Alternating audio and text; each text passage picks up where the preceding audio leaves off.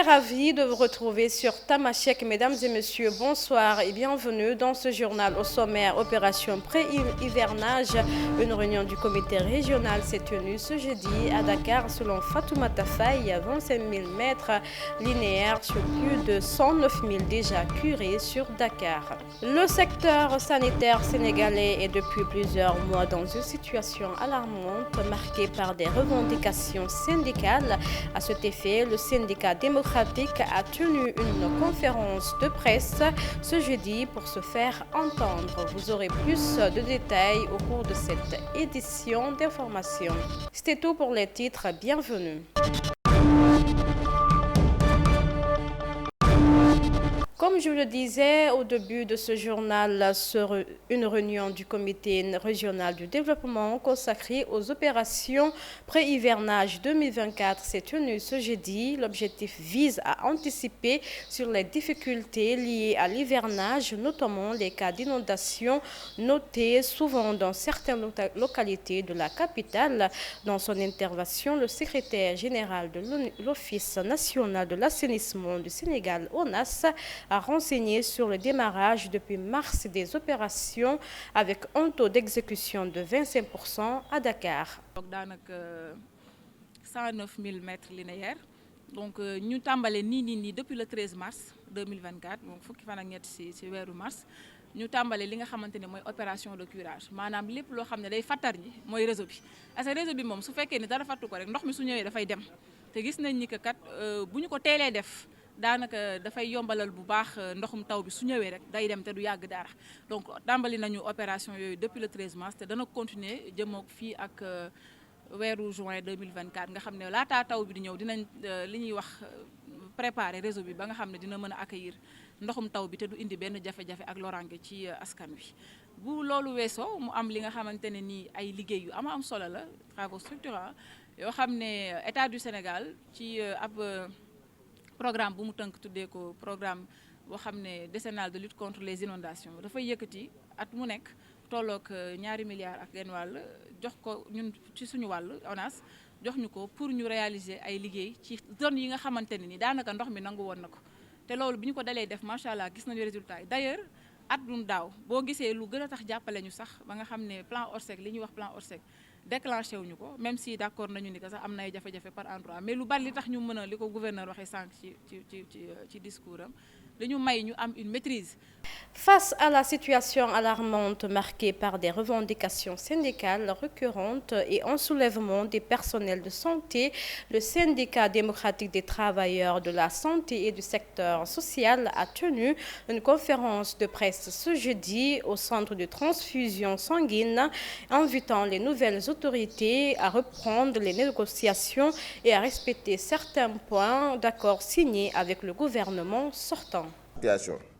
Donc la balle est dans le camp du gouvernement et de son Premier ministre. De grandes mutations et de ruptures sont attendues au niveau du ministère de la Santé. Nous constatons avec amertume une gestion de nos ressources humaines calamiteuse et une gouvernance basée sur du clientélisme politique avec des recrutements à la limite dangereuses et calamiteuses. Il est obligatoire de revoir en profondeur le fonctionnement de certaines directions. Malgré les moyens énormes et le potentiel humain, nous attendons avec impatience la rationalisation des ressources, de l'organisation et du fonctionnement des services, c'est-à-dire la mise en compétition des postes de direction,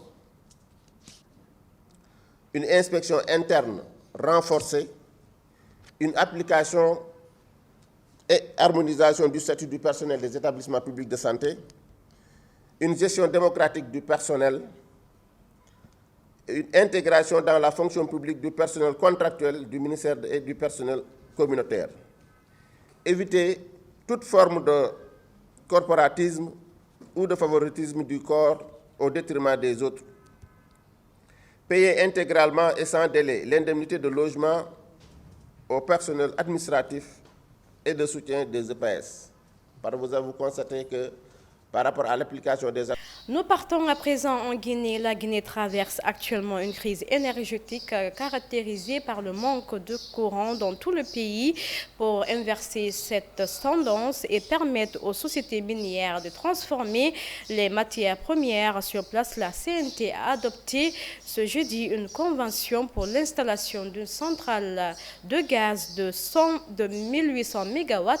Lors de cette réunion, le ministre de l'Énergie est revenu sur les différentes questions liées au manque d'électricité, mais aussi aux différents incendies survenus dans certains endroits. Suivons. L'importation de tous les produits, que ce soit du savon, que ce soit du lait. Je prends peut-être Nido. Monsieur l'ambassadeur des États-Unis est là. Quand on le demande, il dira que le taux de sucre qu'il y a dans le Nido importé en Afrique, ce n'est pas la même quantité que le Nido vendu aux États-Unis. C'est vrai, non? Très bien.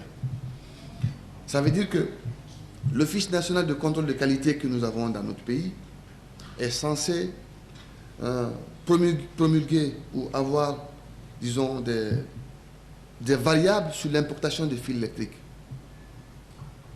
Mais si tout le monde importe des fils, nous n'avons pas de normes, des standards à l'interne, ça fait que quand vous avez votre bâtiment, vous appelez un électricien, il fait son installation, et au final, si le courant part, il y a un délestage. Et quand le courant revient, ce n'est pas les mêmes énergies. C'est pour cela qu'on conseille souvent aux gens que si vous avez une perte d'énergie et qu'il y a un retour, prenez 5 à 10 minutes avant de rebrancher vos appareils. Donc si les gens ont des fils qui ne sont pas... Il n'y a pas de contrôle de qualité là-dessus, il n'y a pas de normes, il va de soi qu'à la moindre erreur, il peut y avoir des incendies. Et il est aussi du rôle des DG dans les conditions normales, lorsqu'ils viennent installer un compteur chez quelqu'un, ou quand ils viennent pour déposer les factures, d'être conseillés. Parce qu'un client qui, par court-circuit, perd sa famille ou une personne, c'est triste. De toutes les manières, l'installation, ce n'est pas EDG, mais c'est l'énergie que nous produisons qui est responsable de cela. Je pense qu'il y a des mesures à propos où on va travailler pour qu'ensemble, il y ait une sensibilisation. C'est pourquoi j'ai parlé des... Pluie diluvienne en Tanzanie. Le Premier ministre tanzanien a annoncé ce jeudi que les inondations causées par les pluies ont tué au moins 155 personnes et fait plus de 200 000 sinistrés à travers la Tanzanie.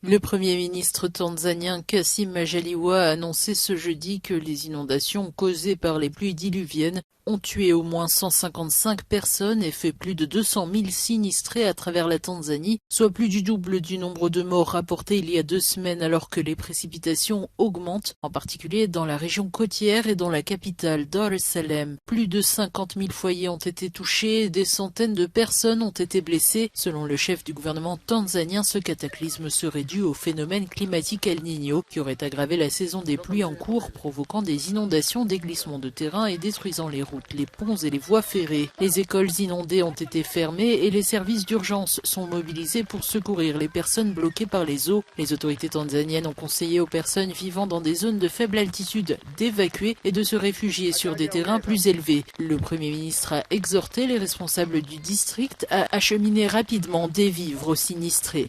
Plusieurs pays d'Afrique de l'Est, dont le Kenya et le Burundi, sont frappés ces dernières semaines par des précipitations supérieures à la normale. Un mot de sport pour finir. Le club congolais du TP Mazembe espère pouvoir créer la surprise en battant Al Ahly, champion du titre, lors du match de retour de la demi-finale des Ligues de champions de la CAF. Les deux équipes sont à égalité de 0 but partout après le match aller la semaine dernière. Le club congolais du TP Mazembe espère pouvoir créer la surprise en battant Al Ahly, champion en titre, lors du match retour de la demi-finale de Ligue des champions de la CAF. Les deux équipes sont à égalité 0-0 après le match aller de la semaine dernière. C'est un très gros match. Nous savons qu'Al Ahly est une sacrée équipe, mais nous les avons vus à Lubumbashi, au match aller, dans leur manière de jouer. Nous savons que ce sera un match très différent au Caire, mais je pense que nous n'avons pas peur. Nous sommes ici pour jouer au football et nous pensons que nous nous qualifierons ici au Caire. El Ahly reste invaincu en 19 matchs de Ligue des Champions, mais les visiteurs sont persuadés qu'ils peuvent se qualifier pour le dernier carré, qui les opposera à l'Espérance ou au Mamelodi Sundowns. Vous savez, à l'époque, il y avait beaucoup plus que ça. Je pense que ça montait jusqu'à 80 000. On sait que ça fait beaucoup de bruit. Mais encore une fois, on est là pour défendre nos chances, mais à fond. Ce sera difficile. C'est contre une grande équipe, expérience. Ils ont l'expérience, ils ont les joueurs avec. Mais encore une fois, un match de football reste un match de football. Même si les Égyptiens sont les favoris de cette rencontre, leurs adversaires congolais sont également en grande forme, n'ayant perdu qu'un seul de leurs 19 derniers matchs de compétition. C'est avec ce mot de sport que nous bouclons cette édition d'information. merci de l'avoir suivi sur la TMTV, la télévision Tamashek, la culture au cœur de l'Afrique. Bon week-end en notre compagnie.